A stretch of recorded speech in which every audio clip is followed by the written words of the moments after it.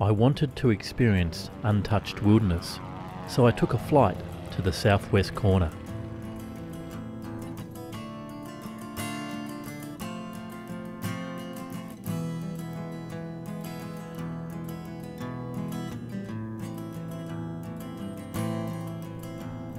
Explorer Matthew Flinders described this part of the world as the most dismal that can be imagined.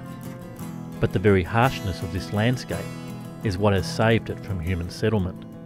Although, in the grand tradition of Australian misadventure, a wealthy eccentric from Melbourne, Critchley Parker Junior, had dreams of establishing a new Jerusalem in the area to provide a homeland for the Jewish refugees of Nazi Germany.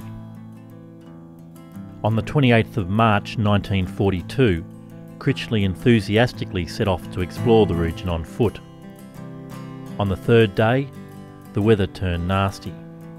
Confined to his tent, Critchley survived 3 weeks on nothing but aspirin and water, finally succumbing to starvation and the elements.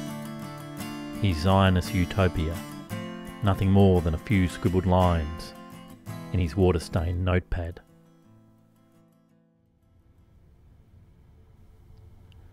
There is something about being in a natural environment where you see no sign of human activity that resonates with one's very being, bringing on a feeling of calm and relaxation. No cars, no buildings, no advertising, no egos.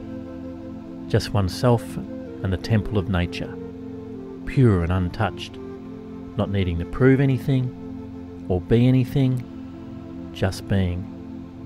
All that noise and frantic energy of modern life, far, far away.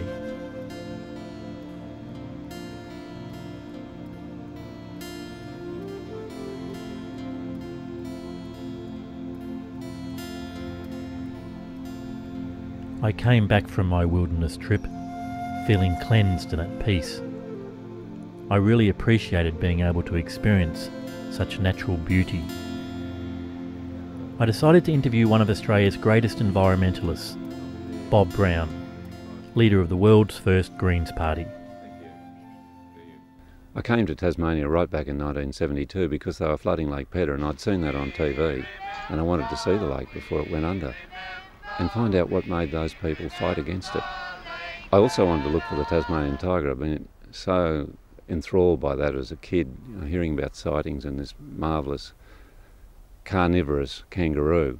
Well, I came here, the tiger, searched for the tiger with a couple of other guys for 2 or 3 years, and really came home how it had been driven to extinction, shot to extinction, and saw Lake Pedder before it went under, and then ran in to the people fighting for it. They were the first environmentalists to set up a political party. On March the 23rd in 1972, the world's first Greens Party was set up at an overflow meeting in that beautiful Hobart Town Hall. That was a reaction to the flooding of Lake Pedder.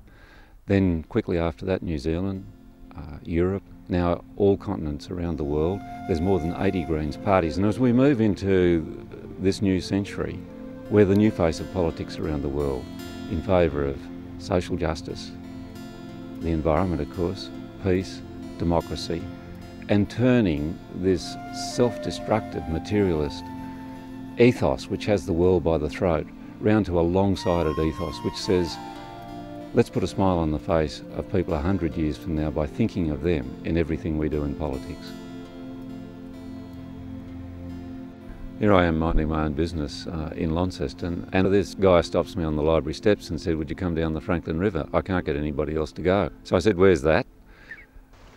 Next year, 76, rafted down there with Paul Smith, and it was the best 2 weeks of my life. Absolutely.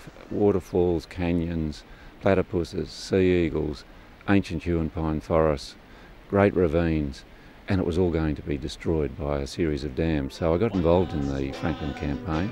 A few years later, ended up at the blockade, 3 weeks in jail. Came out, and the day after I came out of jail, I was elected into the Tasmanian Parliament.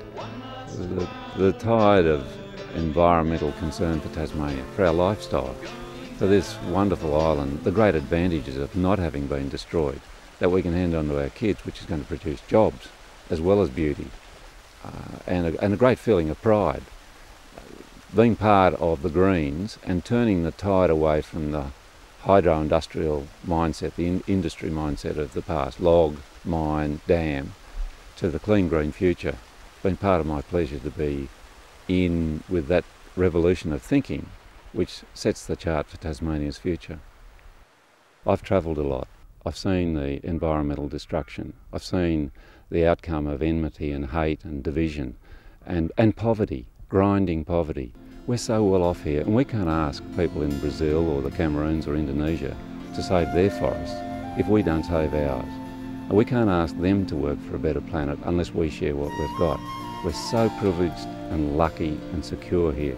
I love the place, but we've got to look out to the rest of the world and set a standard by doing things properly ourselves, looking after this lovely little place so that we can share it with the rest of the world in the centuries to come. I felt really privileged to not only have met Bob Brown, but to also have had access to both his private photo collection and archival footage from the Wilderness Society's collection. The Franklin River campaign was a major battle between two polarised groups. People were bashed, arrested, and to watch the footage today, you really get some insight into what an achievement it was for this ragtag grassroots movement. Here, the commitment of the protesters to non-violent action is sorely tested.